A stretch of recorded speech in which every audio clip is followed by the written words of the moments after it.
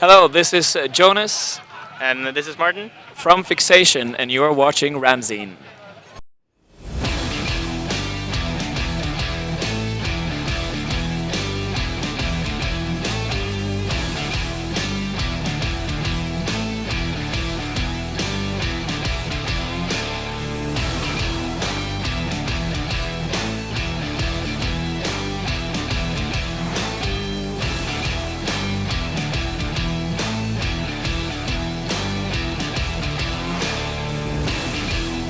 Vicky here at Download Festival, and I am with Jonas and Martin of Fixation. How are you guys today? Very, Very good. good. Yeah, Very and good. you opened on the Avalanche stage. How did it go? It went amazing. Yeah. It was so fun. What were the crowd like? The crowd was Amazing, great. yeah. And I think So a much energy. bit more than we anticipated as well. Yeah. So that gave us It's a like lot the of first energy. show. A lot of people were probably out watching Metallica and drinking after that. So the fact that so many people came and gave such high energy, it was amazing for And us. so is this your first Download Festival? Yes, Yeah. it is. And what do you think of the festival as a whole? It's mind blowing to us. Yeah, It's been so amazing. big. There's so many people, and it's so like far from one stage to another. I've never been It's to huge. this big of a crazy for festival us. before. We're from Norway, you know. It's not. Yeah. We don't have this size festival in Norway, so it's pretty insane. Download is like the mecca of rock and metal. Oh, yeah. It's feel definitely our favorite festival, and now yours too, right? Definitely. Yeah. definitely. Now, I was trying to think of how to describe your sound, and I was just thinking of all sorts of different genres. How would you describe it? I mean, genre-wise, Yeah.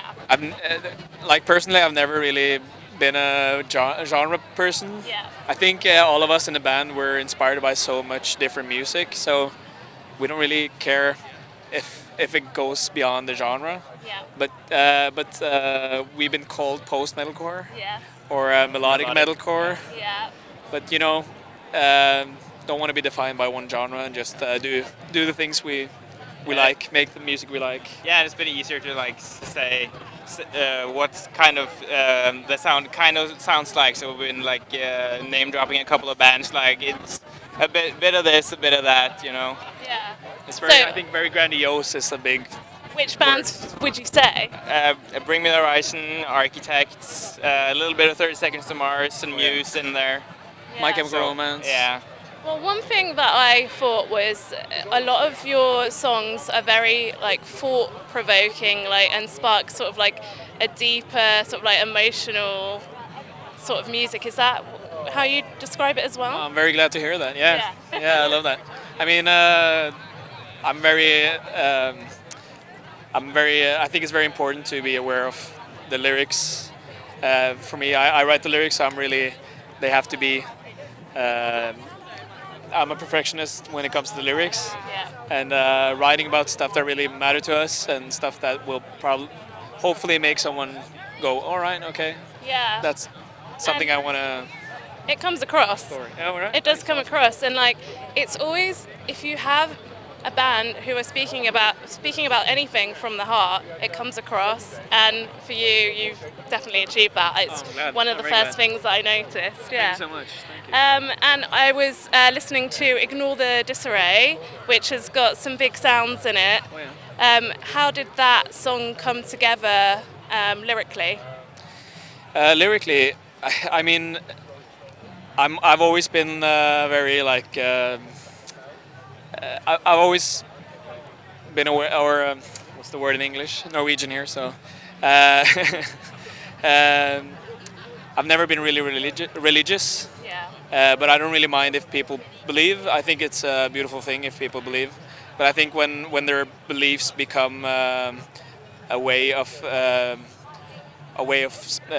spreading hatred or Justifying something. justifying Yeah. their hate or their basically I think it becomes a real big issue, and I Yeah. think a lot of people do it, and so the song is speaking out against religions and doctrines or people who use the religions and doctrines to justify their hatred towards people who are just themselves or who are born the way they are.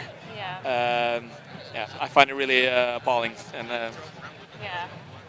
So why not write a song about it? And yeah. you know, but that's the cool thing. Like I was saying, the intensity comes across certainly in that track. So I mean, there's anger in there, you know. yeah. Yeah.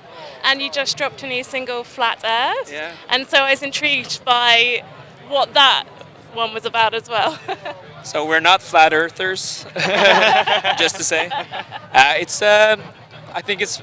I mean, of course, it's inspired by flat earthers Yeah. in general, but I think it's more the people who are really invested in conspiracy theories to the degree where they don't see past it at all, even if they get the proof right in front of their eyes. And I don't really mind people believing in the conspiracy theories because I think it's really interesting and very exciting to read about myself. And you know, the deeper you dive into it, it's more like, oh, some things kind of make sense. But Yeah, I like that as a concept, though, to sort of write songs based on conspiracy theorists, various ones, you know. yeah, you know. But that one is more like general people who, again, use that belief to justify their views or the things they're ranting about, you know. Yeah, and I wrote down my thoughts on it earlier, which was possibly related to flat earthers lacking evidence and causing division. Exactly. Yeah, definitely. There we go. It's a better way to say it. And you're about to release at some point your debut album.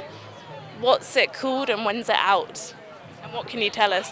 More Subtle Than Death, and it's September 8th. Yeah.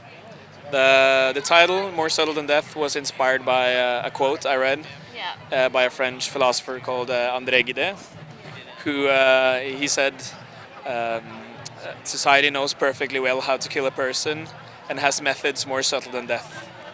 And I think the lyrics in the album, I think that quote really sum up the lyrics in the album, because it's more about killing the person from the inside instead of like literally killing the people. The way society acts towards, or the way the people who are in charge of the society, you know, act towards the people in the society. I think a lot of people feel like they're slowly being killed from the inside. I think it's a good metaphor for what the album's lyrics try to say.